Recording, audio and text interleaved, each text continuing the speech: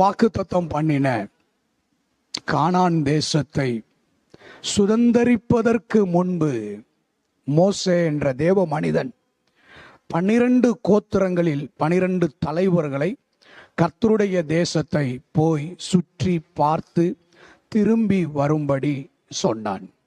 12 தலைவர்கள் புறப்பட்டு போய் 40 நாளளவும் கர்த்தர் வாக்குத்தத்தம் பண்ணின அந்த கானான் தேசத்தை அவர்கள் சுற்றி பார்த்து திரும்பி வந்ததிலே ஒரு கூட்டத்தார் சொன்னார்கள், அங்கே ஏனோக்கின் புத்திரரை கண்டோம்.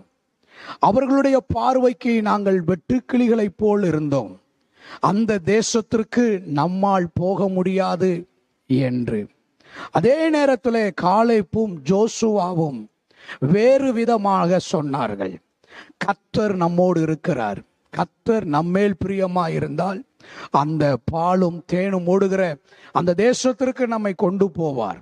அவர்களை காத்த நிழல் அவர்களை விட்டு விலகி போயிற்று. நாம் அதை எளிதாய் சுதந்தரிப்போம் என்று.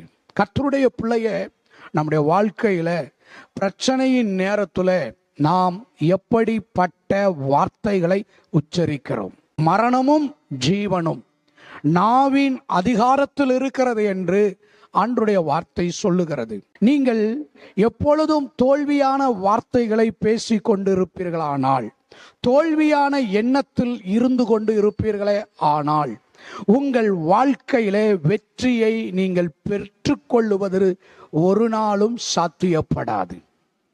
நீங்கள் எப்பொழுதும் விசுவாச வார்த்தையை பேச வேண்டும். நீங்கள் எப்பொழுதும் தேவனுடைய வார்த்தையை பேச வேண்டும். கர்த்தருடைய தேசத்தை சுற்றி பார்த்து வந்த இந்த 2 கூட்டத்தார் 2 விதமான செய்திகளை சொன்னார்கள். ஒரு கூட்டத்தார் 10 பேர் அவிசுவாசமான செய்தியை, துர்ச்செய்தியை சொன்னார்கள் என்று ஆண்டவருடைய வார்த்தை சொல்லுகிறது. அதே நேரத்தில் ஜோசுவாவும் காலேப்பும் விசுவாசத்தின் வார்த்தையை சொன்னார்கள். கர்த்தர் நமக்கு உதவி செய்வார், கர்த்தர் நமக்கு அற்புதம் செய்வார், கர்த்தர் நம்மை அந்த தேசத்தில் கொண்டு போய் விடுவார். இந்த 2 கூட்டத்தார் பேசின வார்த்தைகளை பரலோகத்தின் தேவனாகிய கர்த்தர் கவனித்தார். ஆண்டவர் இப்பொழுது சொல்லக்கூடிய ஒரு வார்த்தை என்னவென்றால், இந்த விசுவாச வார்த்தைகளை பேசின இவர்களை நான் அந்த தேசத்துக்கு கொண்டு போவேன் என்று சொல்லுகிறார். அவிசுவாசமான தோல்வியான வார்த்தைகளை பேசின இஸ்ரவேல் ஜனங்கள் அந்த தேசத்தை காண்பதில்லை, அவர்கள் அதற்குள் பிரவேசிப்பது இல்லை என்று ஆண்டவர் சொன்னார். விசுவாச வார்த்தைகளை பேசுகிறவர்களுக்கு தேவன் எப்பொழுதும் உதவியாயிருக்கிறார்.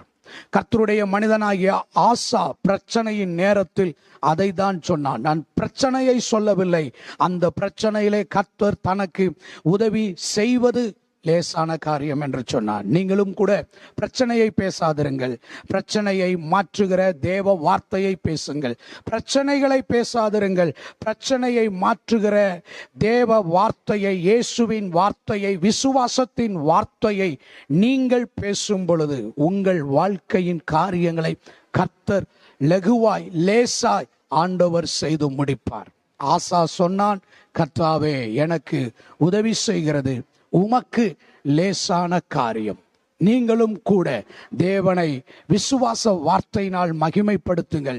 தேவன் உங்களுக்கு உதவி செய்து நன்மையை கட்டளையிடுவார், அற்புதத்தை கட்டளையிடுவார், ஆசீர்வதிப்பார். நாம் ஜெபிப்போம். அன்பின் நல்ல ஆண்டவரே, எங்கள் வாழ்க்கையில பிரச்சனைகளின் நேரங்களிலே நாங்கள் பலகீன வார்த்தைகளை பேசாதபடி, முறுமுறுக்கிற வார்த்தைகளை பேசாதபடி, ஆண்டவரே விசுவாசத்தின் வார்த்தைகளை பேசி ஜெயம் கொள்ள ஆண்டவர் எங்களுக்கு உதவி செய்தருளும்.